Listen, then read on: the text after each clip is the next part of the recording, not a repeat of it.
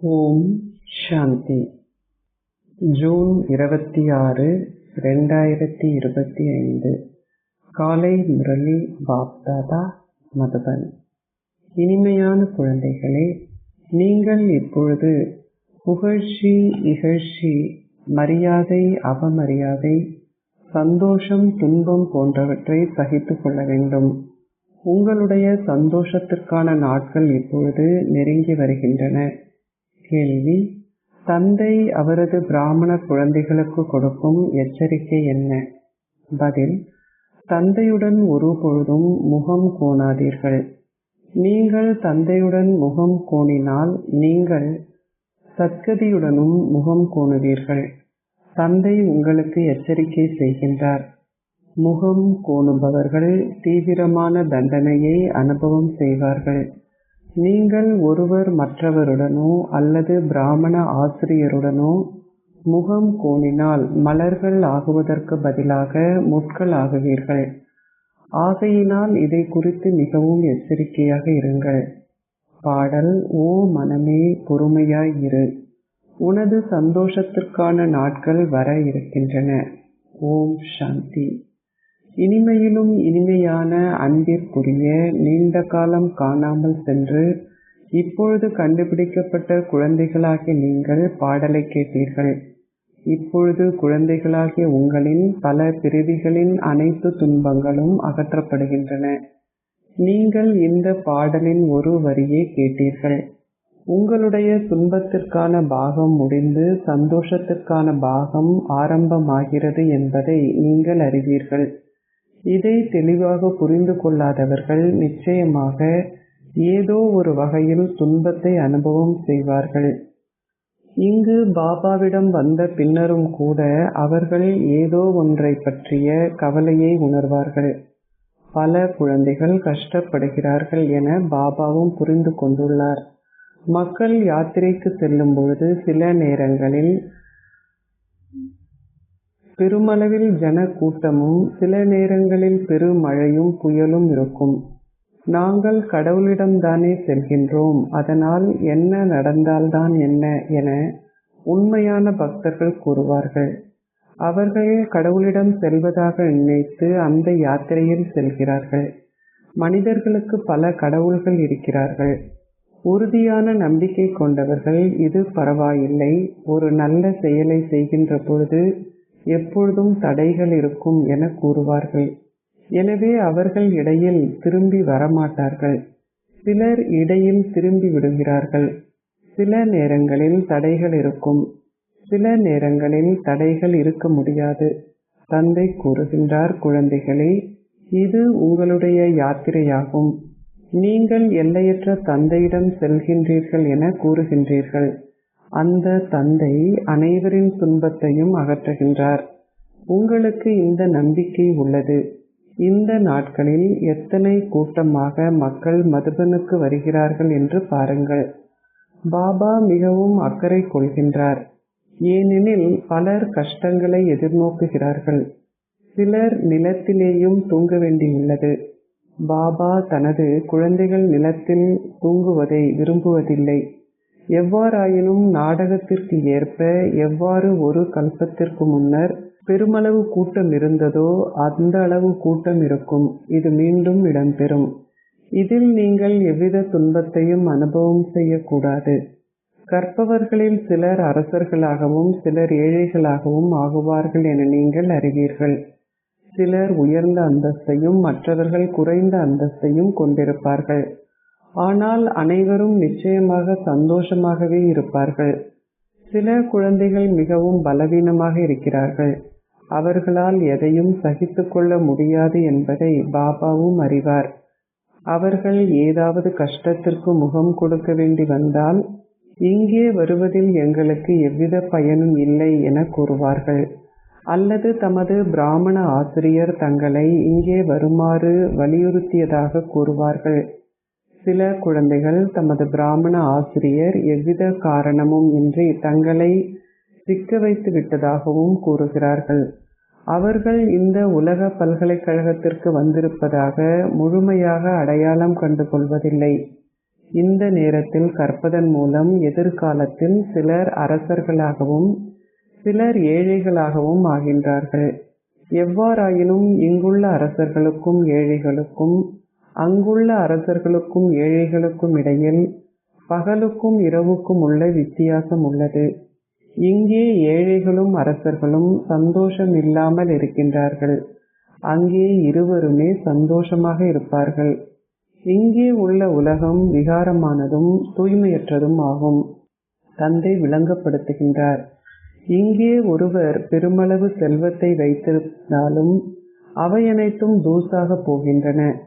இந்த ஷரீரமும் அழிக்கப்படும். ஆத்மாக்கள் தூசாக மாட்டார்கள். பிர்லாவை போன்று பல செல்வந்தர்களாக இருந்த போதிலும் இந்த பழைய உலகம் இப்பொழுது மாறுகிறது என்பதை அவர்கள் உணர்ந்து கொள்வதில்லை. அவர்கள் இதை புரிந்து கொண்டிருந்தால் அவர்கள் உடனடியாகவே இங்கே வருவார்கள். அவர்கள் கடவுள் இங்கே வந்துள்ளார் என கூறுவார்கள். கடைசியில் வேறு எங்குதான் அவர்கள் செல்ல முடியும்? தந்தை இல்லாமல் எவருமே சத்கதியை பெற முடியாது.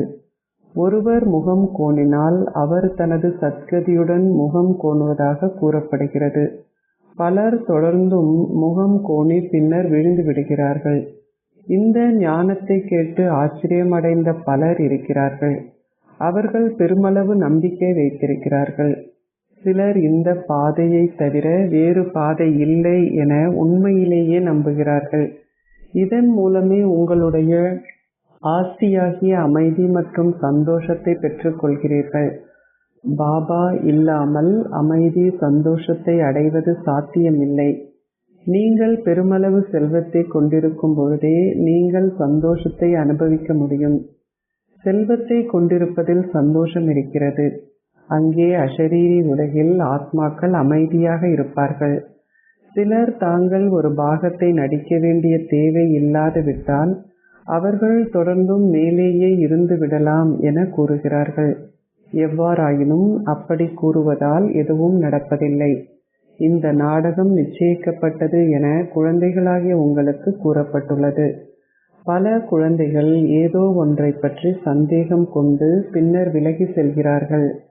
அவர்கள் அவர்களுடைய ஆசிரியருடனோ அல்லது ஒருவர் மற்றவருடனோ முகம் கோணி கற்பதை நிறுத்தி விடுகிறார்கள். நீங்கள் இப்பொழுது மலர்கள் ஆகுவதற்காக இங்கே வந்துள்ளீர்கள். நீங்கள் உண்மையிலேயே முட்களிலிருந்து மலர்களாக மாறுகின்றீர்கள் என நீங்கள் உணர்கின்றீர்கள். நீங்கள் நிச்சயமாக மலர்களாக வேண்டும். சில குழந்தைகள் ஏதாவதொரு சந்தேகத்தை கொண்டிருந்து இன்னார் இன்னார் இதை செய்கின்றார், இவர் அப்படிப்பட்டவர் அல்லது இப்படியானவர், இதனாலேயே நான் இங்கே வருவதில்லை என கூறுகிறார்கள். அவர்கள் முகம் கோணி வீட்டில் சென்று இருந்து விடுகிறார்கள். தந்தை கூறுகின்றார், நீங்கள் விரும்பும் எவருடனும் முகம் கோணுங்கள், ஆனால் ஒரே ஒரு தந்தையுடன் முகம் கோணாதீர்கள். பாபா இந்த எச்சரிக்கையை கொடுக்கின்றார். தண்டனை மிகவும் தீவிரமானது. கர்ப்பம் என்ற சிறையில் எந்த தண்டனையை பெறுகின்றீர்களோ நீங்கள் செய்தவற்றுக்கான காட்சியை முதலில் நீங்கள் காண்பீர்கள். முதலில் காட்சிகளை காணாமல் தண்டனை இருக்க முடியாது. அதே போன்று தற்பொழுது எவ்வாறு கற்கும் பொழுது நீங்கள் மற்றவர்களுடன் சண்டை சச்சரவுகளில் ஈடுபட்டு முகம் கோணி கற்பதை நிறுத்திவிடுகின்றீர்கள் என்பதற்கான காட்சிகளையும் காண்பீர்கள். தந்தையுடன் கற்க வேண்டும் என்பதை குழந்தைகளாகி நீங்கள் புரிந்து கொள்ள வேண்டும். ஒருபொழுதும் கற்பதை நிறுத்தாதீர்கள். நீங்கள் இங்கே மனிதர்களில் இருந்து தேவர்கள் ஆகுவதற்கே கற்கின்றீர்கள். நீங்கள் அதி மேலான தந்தையை சந்திக்கவே இங்கே வந்துள்ளீர்கள். சில நேரங்களில் எதிர்பார்த்ததற்கும் மேலாக குழந்தைகள் வருகிறார்கள். ஆகையினால் நாடகத்திற்கு ஏற்ப சில கஷ்டங்கள் இருக்கும். சில குழந்தைகள் நான் இன்னென்னதை பெறவில்லை, நான் இதை பெறவில்லை என பல புயல்களுக்கு முகம் கொடுக்கிறார்கள்.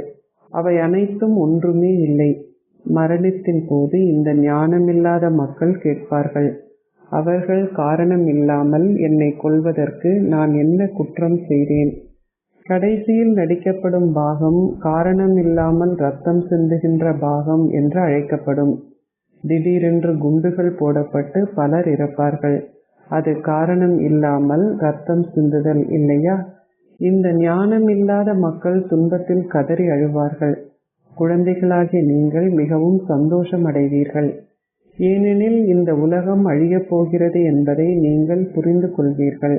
மற்ற அனைத்து மதங்களும் அழிக்கப்படாதுவிட்டால் எவ்வாறு ஒரு உண்மையான தர்மம் ஸ்தாபிக்கப்பட முடியும்? சத்யுகத்தில் அனாதியான ஆதி சனாதன தேவி தேவதா தர்மமே இருந்தது. சத்யுக ஆரம்பத்தில் என்ன இருந்தது என யாரும் எவ்வாறு அறிந்து கொள்ள முடியும்? இது மங்களகரமான சத்திய யுகம். தந்தை உங்களை அதிமேன்மையான மனிதர்கள் ஆக்குவதற்காக இங்கே வந்துள்ளார். அவர் அனைவரினதும் தந்தையாவார். நீங்கள் இப்பொழுது நாடகம் பற்றி அறிவீர்கள். அனைவரும் சத்யுகத்திற்கு செல்ல மாட்டார்கள். அந்த கோடிக்கணக்கான ஆத்மாக்கள் அனைவரும் சத்யுகத்திற்கு செல்ல மாட்டார்கள். இந்த விஷயங்கள் அனைத்தும் விரிவானவை. பல புதல்விகள் இங்கே எதனையும் விளங்கிக் கொள்வதில்லை. அவர்கள் பக்தி மார்க்கத்தில் உள்ள அனைத்திற்கும் பழக்கப்பட்டுள்ளதால் இந்த ஞானம் அவர்களின் புத்தியில் இருப்பதில்லை. அவர்கள் பக்தி செய்யும் பழக்கத்தை கொண்டிருக்கிறார்கள். அவர்கள் கூறுகிறார்கள், கடவுளால் என்னதான் செய்ய முடியாது? அவரால் இறந்தவர்களையும் உயிர்ப்பிக்க முடியும். சிலர் பாபாவிடம் வந்து கூறுகிறார்கள், இன்னார் இறந்தவரை உயிர்ப்பித்தார், எனவே கடவுளால் இதை செய்ய முடியாதா? ஒருவர் நல்லவற்றை செய்கின்ற பொழுது மக்கள் அவரை புகழத் தொடங்குகிறார்கள். பின்னர் அவர் ஆயிரக்கணக்கான சீடர்களை கொண்டிருப்பார். உங்களிடம் வெகு சிலரே இங்கே வருகிறார்கள். உங்களுக்கு கடவுள் கற்பிக்கின்றார் என்றால் ஏன் உங்களில் வெகு சிலரே இருக்கின்றீர்கள்? பல மக்கள் இவ்வாறான விஷயங்களை உங்களுக்கு கூறுகிறார்கள். ஆமாம், ஆனால் இங்கே நீங்கள் மரணிக்க வேண்டும். இங்கே உங்களுடைய காதுகளை திருப்திப்படுத்துகின்ற விஷயங்களை மாத்திரமே இருக்கும். அங்கே உங்களுடைய காதுகளை திருப்திப்படுத்துகின்ற விஷயங்கள் மாத்திரமே இருக்கும். அவர்கள் கீதையை மிக சிறப்பாக எடுத்துரைப்பார்கள். பக்தர்கள் அதை கேட்பார்கள். இங்கே இது உங்களின் காதுகளை திருப்திப்படுத்தும் விஷயம் அல்ல. உங்களுக்கு தந்தையை நினைவு செய்யுமாறு கூறப்படுகிறது, அவ்வளவுதான். மன்மனாபவ் என்ற பதமும் கீதையிலேயே குறிப்பிடப்பட்டுள்ளது. தந்தையை நினைவு செய்யுங்கள், உங்கள் பாவங்கள் அழிக்கப்படும். தந்தை கூறுகின்றார், ஓகே, நீங்கள் உங்கள் பிராமண ஆசிரியருடனோ அல்லது உங்களுடைய நிலையத்துடனோ முகம் கோணினாலும் குறைந்தது இதையாவது செய்யுங்கள். அனைவரின் தொடர்பையும் துண்டித்து உங்களை ஆத்மாவென கருதி ஒரே ஒரு தந்தையை நினைவு செய்யுங்கள். தந்தை தூய்மையாக்குபவர், அவ்வளவுதான். தந்தையை தொடர்ந்தும் நினைவு செய்யுங்கள். தொடர்ந்தும் சுதர்ஷன சக்கரத்தை சுழற்றுங்கள். இந்த அளவிற்காவது நீங்கள் நினைவு செய்தால் நீங்கள் நிச்சயமாக சொர்க்கத்திற்கு செல்வீர்கள். எவ்வாறாயினும் நீங்கள் இப்போது செய்யும் முயற்சிக்கு ஏற்பவே சொர்க்கத்தில் உயர்ந்த அந்தஸ்தை பெறுவீர்கள். பிரஜைகளும் உருவாக்கப்பட வேண்டும். இல்லாதுவிட்டால் நீங்கள் யாரை ஆட்சி செய்வீர்கள்? பெருமளவு முயற்சி செய்பவர்கள் உயர்ந்த அந்தஸ்தை பெறுவார்கள். உயர்ந்த அந்தஸ்தை பெறுவதற்காக மக்கள் பெருமளவில் தலையை அடித்துக் கொள்கிறார்கள். எவருமே முயற்சி செய்யாமல் வாழ முடியாது. எவ்வாறு அதிமேலானவர் தூய்மையாக்குகின்ற தந்தையாக இருக்கின்றார் என்பதை குழந்தைகளாகிய நீங்கள் புரிந்து கொள்கிறீர்கள். மக்கள் அவரை பற்றி இந்த புகழை பாடிய பொழுதிலும் அவர்கள் அதன் அர்த்தத்தை புரிந்து கொள்வதில்லை. பாரதம் மிகுந்த செல்வந்தமாக இருந்தது. பாரதம் சொர்க்கமாக இருந்தபோது அதுவே உலகின் அற்புதமாக இருந்தது. அந்த 7 அற்புதங்களும் மாயைக்கு சொந்தமானவை. முழு நாடகத்திலும் அதி மேலானது சொர்க்கமும் அதி கீழானது நரகமும் ஆகும். நீங்கள் இப்பொழுது தந்தையிடம் வந்துள்ளீர்கள். எங்களின் இனிய பாபா எங்களை அனைத்திலும் உயர்ந்த இலக்கிற்கு இட்டுச் செல்கின்றார் என நீங்கள் அறிவீர்கள். யாரால் அவரை மறக்க முடியும்? நீங்கள் எங்கேயாவது சென்றாலும் ஒரு விஷயத்தை நினைவு செய்யுங்கள். தந்தையை நினைவு செய்யுங்கள். தந்தையே உங்களுக்கு ஸ்ரீமத்தை கொடுக்கின்றார். இதை கடவுளே பேசுகின்றார். கடவுள் பிரம்மா பேசுவதில்லை. எல்லையற்ற தந்தை குழந்தைகளாகிய உங்களை கேட்கின்றார். குழந்தைகளே, நான் உங்களை செல்வந்தர்கள் ஆக்கிவிட்டு சென்றேன். எனவே எவ்வாறு நீங்கள் இவ்வளவு சீரழிந்தவர்கள் ஆகினீர்கள்? எவ்வாறாயினும் சில குழந்தைகள் கேட்கின்றார்கள், ஆனால் எதையுமே புரிந்து கொள்வதில்லை. அதனால் அந்த குழந்தைகள் சிறிது கஷ்டத்தை அனுபவம் செய்கிறார்கள். நீங்கள் புகழ்ச்சியையும் இகழ்ச்சியையும், மரியாதையையும் அவமரியாதையும், சந்தோஷத்தையும் துன்பத்தையும் சகித்து கொள்ள வேண்டும். இங்கே உள்ள மக்களை பாருங்கள். அவர்களுக்கு பிரதம மந்திரியின் மீது கூட கல்லெறிய நேரம் எடுக்காது. மாணவர்கள் இளம் ரத்தம் என கூறப்படுகின்றனர். அவர்கள் பெருமளவில் புகழப்படுகிறார்கள். அந்த குழந்தைகள் எதிர்கால இளம் ரத்தம் என அவர்கள் நினைக்கிறார்கள். எவ்வாறாயினும் அதே மாணவர்கள் துன்பம் விளைவிக்க காரணமாகின்றார்கள். அவர்கள் கல்லூரிக்கு தீ வைக்கிறார்கள். அவர்கள் தொடர்ந்தும் அனைவரையும் அவமரியாதை செய்கிறார்கள். உலகின் நிலை என்னவாகி உள்ளது என தந்தை விளங்கப்படுத்துகின்றார். ஒரு நாடகத்தில் உள்ள நடிகருக்கு அதன் ஆரம்பம், மத்தியமம், இறுதி பற்றியோ அல்லது பிரதான நடிகர்கள் பற்றியோ தெரியாது விட்டால் நீங்கள் என்ன கூறுவீர்கள்? அனைவரிலும் மகத்துவமான நடிகரின் வாழ்க்கை வரலாறு பற்றி நீங்கள் அறிந்திருக்க வேண்டும். பிரம்மா, விஷ்ணு, சங்கரர் நடிக்கின்ற பாகத்தையோ அல்லது முக்கியமான மதங்களின் ஸ்தாபகர்கள் நடிக்கின்ற பாகத்தையோ அவர்கள் அறிய மாட்டார்கள். மக்கள் குருட்டு நம்பிக்கையுடன் அவர்கள் அனைவரையும் குருமார்கள் என அழைக்கிறார்கள். ஒரு குரு என்றால் சத்கதி அருள்பவர் ஆவார். பரமாத்மா பரம தந்தையே அனைவருக்கும் சத்கதி அருள்பவர் ஆவார். அவர் பரம குருவும் ஆவார். அவர் உங்களுக்கு இந்த ஞானத்தை கொடுக்கின்றார். அவர் உங்களுக்கு கற்பிக்கின்றார். அவரது பாகம் அற்புதமானது. அவர் இந்த தர்மத்தை ஸ்தாபித்து மற்ற அனைத்து மதங்களையும் அழிக்கின்றார். மற்ற அனைத்து ஸ்தாபகர்களும் இலகுவாக மதத்தை ஸ்தாபிக்கிறார்கள். ஸ்தாபனையையும் விநாசத்தையும் கொண்டு நடத்துபவரே குரு என அழைக்கப்படுகின்றார். தந்தை கூறுகின்றார், நான் மகா காலனாவேன். ஒரு மதம் ஸ்தாபிக்கப்பட்டு மற்ற அனைத்து மதங்களும் அழிக்கப்படும். அனைத்தும் இந்த ஞான யாகத்தில் அர்ப்பணிக்கப்படும் என்றே அர்த்தமாகும். பின்னர் எந்த யுத்தமும் இடம்பெற முடியாது. எந்த யாகமும் உருவாக்கப்பட முடியாது. நீங்கள் இப்பொழுது உலகின் ஆரம்பம், மத்தியமம், இறுதி பற்றி அறிவீர்கள். மற்ற அனைவரும் இலகுவாக நேத்தி நேத்தி, இதுவுமல்ல அதுவுமல்ல என்று கூறுவார்கள். நீங்கள் அவ்வாறு கூறுவதில்லை. வேறு எவருமின்றி தந்தையால் மாத்திரமே உங்களுக்கு விளங்கப்படுத்த முடியும். ஆகையினால் குழந்தைகளாகிய நீங்கள் பெருமளவு சந்தோஷத்தை அனுபவம் செய்ய வேண்டும். எவ்வாறாயினும் மாயை உங்களின் நினைவை முடிக்கும் அளவிற்கு உங்களை எதிர்க்கின்றாள். குழந்தைகளாகி நீங்கள் சந்தோஷத்தையும் துன்பத்தையும், மரியாதையையும் அவமரியாதையையும் சகித்து கொள்ள வேண்டும். உண்மையில் இங்குள்ள எவரும் அவமரியாதை செய்யப்படுவதில்லை. ஏதாவது நடந்தால் அதை தந்தைக்கு முறையிடுங்கள். நீங்கள் முறையிடாது விட்டால் பாவத்தை சேர்த்துக் கொள்வீர்கள். நீங்கள் தந்தைக்கு அது பற்றி கூறினால் அவர்கள் மிக விரைவில் எச்சரிக்கப்படுவார்கள். இந்த சத்திர சிகிச்சை நிபுணரிடமிருந்து எதையும் மறைக்காதீர்கள். அவர் மகத்தான சத்திர சிகிச்சை நிபுணர்.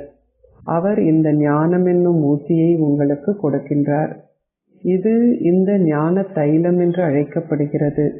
இந்த ஞான காஜல், அதாவது கண்மை என்று அழைக்கப்படுகிறது. இங்கே மந்திர வித்தை என்ற கேள்வி இல்லை.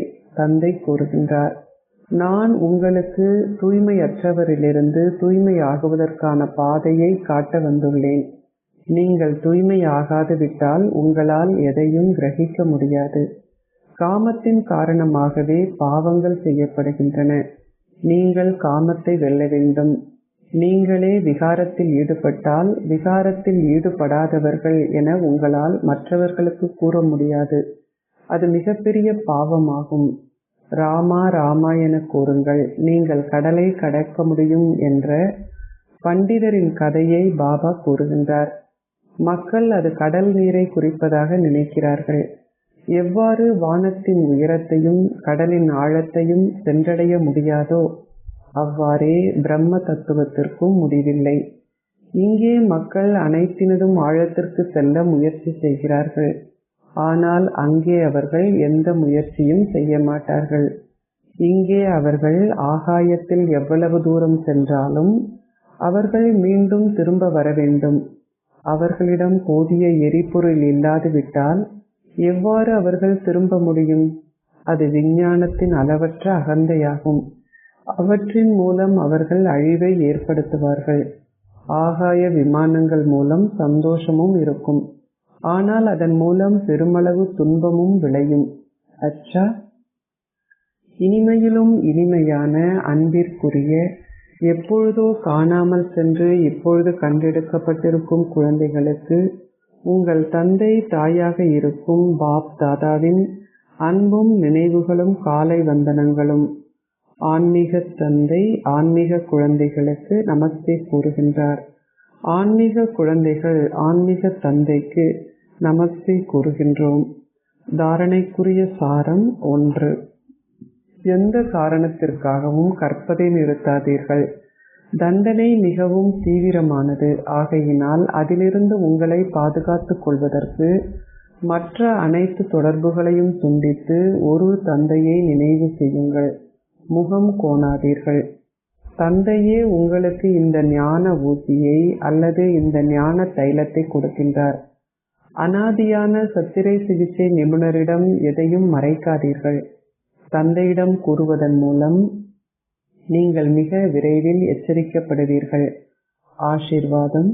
நீங்கள் ஆரோக்கியமான ஷரீரத்தையும் சந்தோஷமான மனதையும் இந்த ஞான செல்வத்தையும் கொண்டிருப்பதன் மூலம் மகா பாக்யசாலி ஆகுவீர்களாக. சங்கமயுகத்தில் நீங்கள் உங்களின் ஆதிஸ்திதியில் ஸ்திரமாக இருக்கும் பொழுது உங்களின் கர்ம வேதனை ஒரு முட்கிரீடமாக மாறிவிடும். உங்களின் ஷரீர நோய்கள் யோகாவாக மாறிவிடும். அதனால் நீங்கள் சதா ஆரோக்கியமாக இருப்பீர்கள். மன்மனாபவ் என்பதில் ஸ்திரமாக இருப்பதனால் உங்களின் சந்தோஷ சுரங்கம் சதா நிரம்பி இருக்கும். இதனாலேயே நீங்கள் சந்தோஷமாக மனதை கொண்டிருப்பீர்கள். ஏனென்றால் உங்களின் இந்த ஞான செல்வமே அனைத்திலும் அதிமேன்மையான செல்வமாகும். இந்த ஞான செல்வத்தை கொண்டிருப்பவர்களுக்கு ஜடப்பொருள் இயல்பாகவே ஒரு வேலையால் ஆகிவிடும். உங்களுக்கு ஒரே ஒருவருடன் சகல உறவுமுறைகளும் உள்ளன. புனித அன்னங்களுடன் தொடர்பு உள்ளன.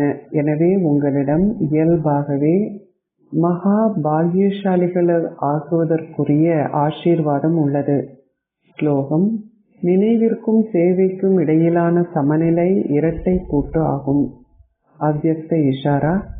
ஆத்ம உணர்வு ஸ்திதியில் இருப்பதை பயிற்சி செய்யுங்கள். அகநோக்கில் இருங்கள். பல பிறவிகளாக உங்களின் ஷரீர ரூபத்தின் இயல்பான விழிப்புணர்வு உங்களுக்கு இருந்ததைப் போல் குறுகிய காலத்திற்காயினும் உங்களால் உங்களின் ஆதி ரூபத்தின் விழிப்புணர்வை அனுபவம் செய்ய முடியாதா? இந்த முதல் பாடத்தை பூர்த்தி செய்யுங்கள்.